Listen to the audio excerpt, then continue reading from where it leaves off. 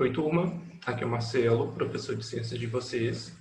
Espero que estejam todos bem. Vou começar o assunto de evolução com vocês, assunto da APC que vocês receberam. Sei que são muitas matérias, são muitas atividades. Foque em cada dia em uma, não deixem de estudar, não só a minha, como a dos outros professores. E vamos que vamos. Deixa eu compartilhar minha tela aqui.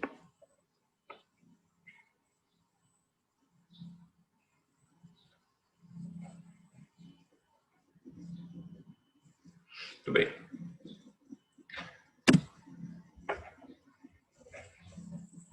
Olha essa imagem. Quero que vocês olhem cada uma dessas aves apresentadas nesse slide.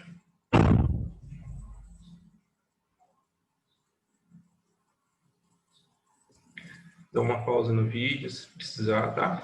Então, beleza. Vocês conseguem dar nome para quantas aves dessas?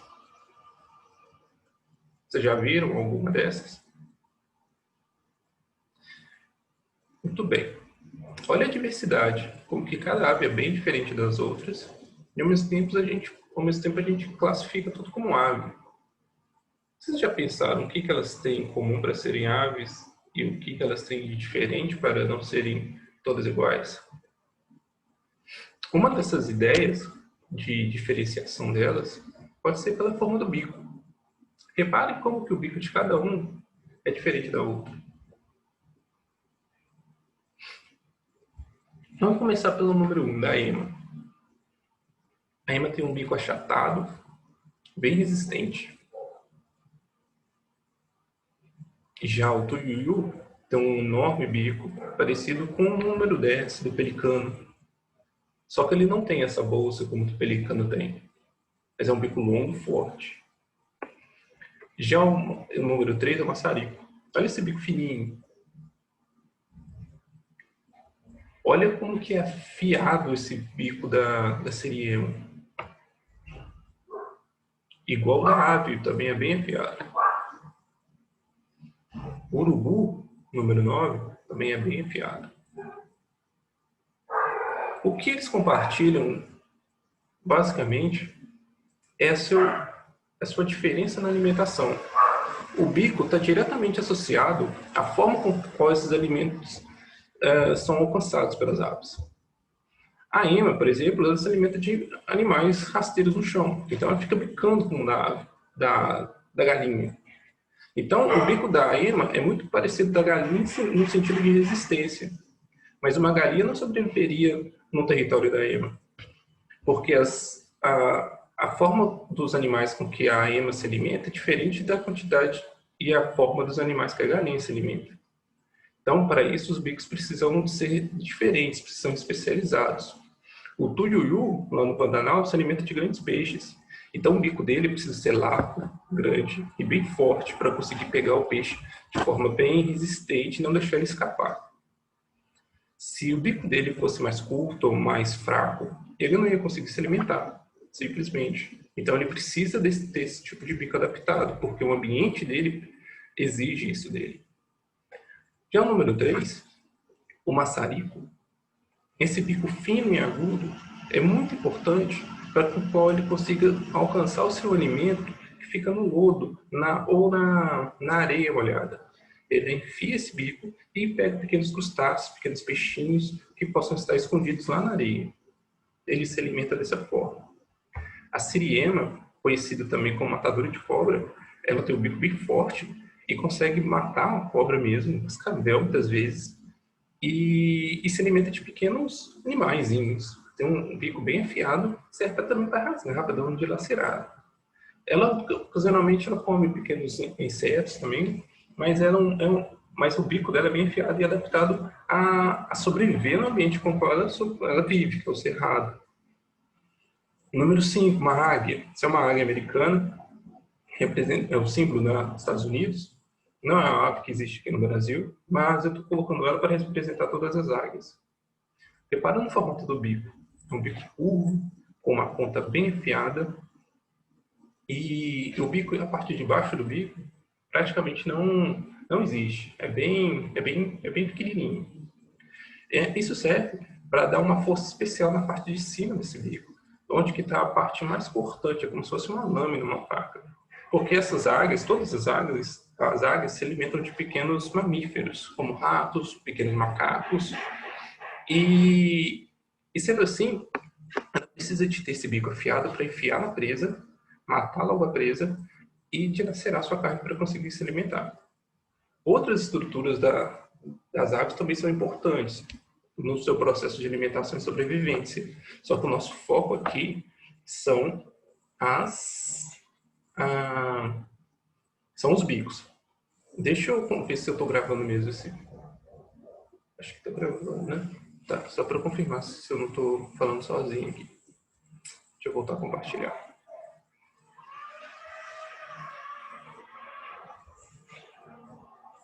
Voltando. Já a arara azul, tem vários tipos de araras. Essa é a arara azul, um animal ameaçado de extinção. Repara no formato do bico. É um bico grande, é robusto, é forte e adaptado para se alimentar de pequenos cocos, sementes bem duras. Então, ele quebra e obtém a parte suculenta, a parte nutritiva desse alimento. Se ele tivesse um bico, como por exemplo da siriema, ele jamais conseguiria se alimentar no ambiente com o qual ele é adaptado, ele nasceu, ele interage, tá? O número 8, o tucano, esse bico enorme é um bico generalista em geral, mas ele se especializou principalmente em frutas. Eu vou, numa próxima aula, posso mostrar, ou vocês pesquisam na internet, olha o bico, eu coloquei o bico do tucano próximo. Ele é bem serrilhado, como se fosse um serrotinho, qual ele serve para prender, porque como o bico é muito grande, se ele pega uma semente, uma fruta dura, ela vai escapar. Então, com esses serrotezinhos que tem na parte do bico, consegue prender a fruta, o objeto mais resistente, mais duro, e devagarzinho vai manipulando. Mas é um bico bem especializado, bem único, bem diferente. Falando diferente, também tem o pelicano, o número 10 ali. Ele tem uma bolsa embaixo da parte inferior do bico, que serve para se alimentar de peixes. É parecido com o tuiuiu. Ambos se alimentam de peixes. Então, olha como que é parecido o bico um do outro. E eles se alimentam de peixes grandes. Só que o tuiuiu está adaptado a águas doces, né, como no Pantanal. Já o pelicano, ele é um animal marinho. Essa bolsa serve para ele não só guardar os peixes para engolir aos poucos, ou poder pegar vários peixes numa bocada só, mas também para poder guardar quando ele tiver fome, porque o sistema digestório, o estômago e o intestino do pelicano é pode ser metade do tamanho do bico dele. E aí ele precisa ir digerindo as coisas bem devagarzinho, um depois do outro. O número 11, pica-pau, tem um bico muito forte para ficar batendo igual um martelo com um prego na madeira. Se o bico fosse fraco, na segunda árvore que ele for tentar encontrar algum animal, ele quebraria esse bico e ficaria inviável para sobreviver na natureza, para sobreviver. Então, ele pega ele usa o seu bico bem resistente para procurar insetos dentro da madeira. É um bico também, apesar de ser resistente, ele é sensível no sentido de vibrações, porque ele consegue ver a larvazinha de algum besouro mexendo dentro do oco da árvore e ele logo começa a furar para pegar seu alimento. Todo mundo conhece o número 12, um beija-flor, e a sua estrutura do bico é feita para conseguir assimilar o néctar das folhas, das flores. E assim ele tem uma língua bem grande, com a qual ele vai lambendo o néctar e absorve o açúcar, que é fundamental para o gasto de energia que ele mantém, um animal com um gasto metabólico muito alto. O urubu, com o bico próximo da águia, em questão de robustez e de afiado, mas diferentemente da águia, ele não precisa de ter um bico tão afiadinho na ponta, porque ele não precisa de matar a presa, ele precisa só de dilacerar porque ele se alimenta de cadáveres, de carne morta. Então ele precisa ter um bico para rasgar e pegar os pedaços de carne, os nacos de carne. Olha o 13. É um bico bem generalista. O bem-te-vi, ele consegue se alimentar de quase tudo. Ele alimenta-se de sementes, alimenta-se de frutas, de insetos, e até de ovos de outras aves, até de filhotinhos de outros passarinhos também. É um animal bem generalista. O que tiver de alimento disponível, ele consegue se alimentar. Por isso que a gente veio e se adaptou a todos os lugares. O 14 é chamado de talhamar. É um animal, como o próprio nome diz, ele é marinho. E talha porque ele corta. Ele corta a superfície da água como se fosse uma tesoura. Ele tem um buraco na base de baixo do bico para ter uma hidrodinâmica, senão o bico ia travar. Então, com o buraquinho deixa a água passar e ele vai sentindo, quando encosta um peixe, ele vai e fecha e pega. Muito bem adaptado também. A galinha tem um bico da ponta bem arredondado para poder se adaptar, ficar bicando no chão, procurando minhocas e outros insetos. E o dodo, ou dodô, que é um animal que já não existe mais, existia nas Ilhas Maurício, na costa oeste da África. E não se sabe necessariamente a alimentação dele, mas a gente pode tentar especular baseado nos outros bicos. Perceba que é um bico bem robusto, parecido com o da arara. Então pode ser que ele se alimentasse de sementes resistentes. Mas por outro lado ele tem um bico bem agudo. Será que ele é um animal também que se alimentava de carne? Pode ser que sim, ou pode ser simplesmente por defesa. O que se sabe é que ele não existe mais por conta do período com o qual ele conviveu com o homem, por muito pouco tempo, mas foi suficiente para ele ser extinto, porque eles descobriram que é uma carne bem saborosa e logo acabou com eles. Ele só existiu nessa ilha e foi o seu fim. Muito bem. Vocês perceberam então como que o bico é importante para cada tipo de alimentação e cada tipo de ambiente? Uma galinha conseguiria sobreviver no mar, igual como um pelicano sobrevive, porque o alimento do pelicano precisa de uma adaptação específica para isso. Ou mesmo o talhamar. Os alimentos disponíveis para um talhamar, um pica-pau conseguiria alcançar? Jamais. E vice-versa. Então, cada um desses animais estão muito bem adaptados ao ambiente por qual eles vivem para conseguir alcançar seu alimento.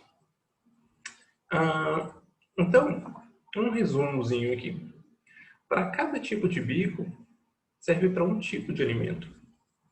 Como eu disse, tem bico para comer de tudo, como bem-te-vi, alguns para capturar insetos, como a galinha, ou, deixa eu ver, sabiá laranjeira, por exemplo, outros para comer e quebrar grãos, como um canarinho belga, ou pardalzinho. Alguns outros para tirar sementes de conífera, isso eu não conheço especificamente, é mais comum no norte do planeta. Outros para pegar invertebrados, como o maçarico, aquele que fica no mar e busca lá na lama.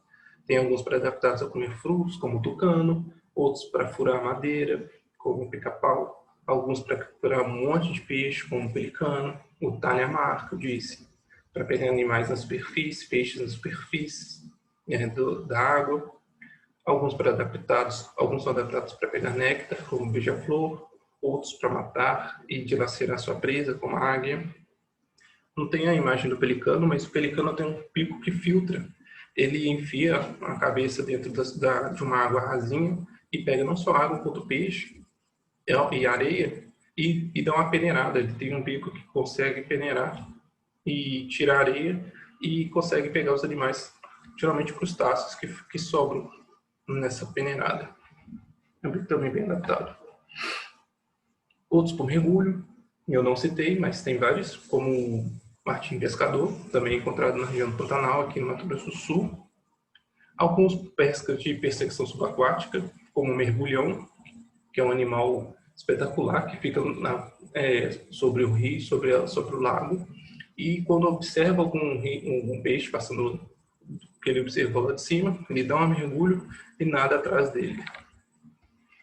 Em outros para rasgar cadáver, uma carne morta, como o urubu. A partir dessa análise de vários tipos de bicos, eu quero que vocês pensem o seguinte. Deixa eu tirar minha... As aves, como que esses bicos apareceram? Como que eles surgiram? Vocês acham que as aves adaptaram seus bicos, tiveram seus bicos, para que elas conseguissem ter uma forma de alimentação específica?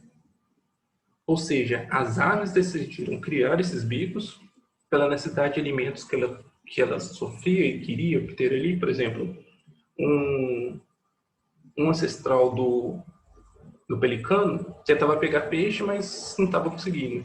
Então ele se esforçou e conseguiu um bico maior e com um papo grande para poder pegar peixes grandes.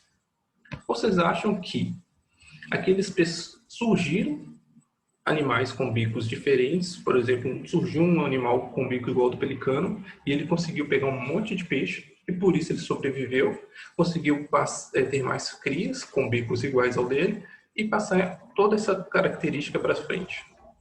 O que vocês acham? Dá uma pausa no vídeo, tenta dar uma refletida sobre isso. Bom, a resposta é a adaptação. Adaptação. Nenhum ser vivo consegue decidir como vai ser sua natureza morfológica, sua forma do seu corpo. Eu não consigo criar um bico aqui. Se eu começar a esticar a mão para tentar pegar uma maçã no alto de uma árvore, todo dia eu tento esticar, meu braço vai ficando maior por conta disso, beleza, ficou. Será que quando eu tiver um filho, meu filho já vai nascer com o braço esticado? Não, isso não acontece. O que acontece são mutações. Mutações são seres que nascem, indivíduos que nascem com formatos diferentes. É a mutação que gera essa diversidade. Nasceu, por exemplo, um animal com bico, com um papo grande e conseguia pegar um monte de peixe. Esse mutante, essa aberração em relação aos outros, tinha a capacidade de pegar muito mais peixes do que os seus irmãos. E por isso eles se tornaram mais alimentado, forte, conseguiu competir com os outros machos pela fêmea e conseguiu reproduzir. Reproduziu com todo sucesso, teve vários filhos. E, por sorte, essa variação, essa mutação que era um indivíduo estranho, com um papo grande, mas que conseguia ver um monte de peixe, passou isso para os seus filhos. E os seus filhos também tiveram tanto êxito quanto o pai, e com o tempo só eles foram conseguindo reproduzir, passando para os seus descendentes a sua variação morfológica, que dava uma especialidade maior para conseguir se alimentar e sobreviver no meio. É dessa forma que todos os animais variam, se especializam. A gente vai falar mais desse assunto, especificar mais ainda, para ficar bem claro. Mas não deixem de estudar o material que está no seu livro didático. Eu vou arrumar aqui, o número está errado. Da página 112, 102 até a página 119. Deixa eu arrumar aqui, está errado. 119. Estudem isso, não tem como não estudar. Só com eu falando não funciona. É preciso pegar o livro, dar uma estudada. E se tiver dúvida, posta no Google Classroom ou lá no meu WhatsApp ou manda um e-mail. Tá bom? Na APC que vocês receberam tem meus contatos. Tá bom? Espero que fiquem todos bem e espero também que tenham entendido. Grande abraço e até breve.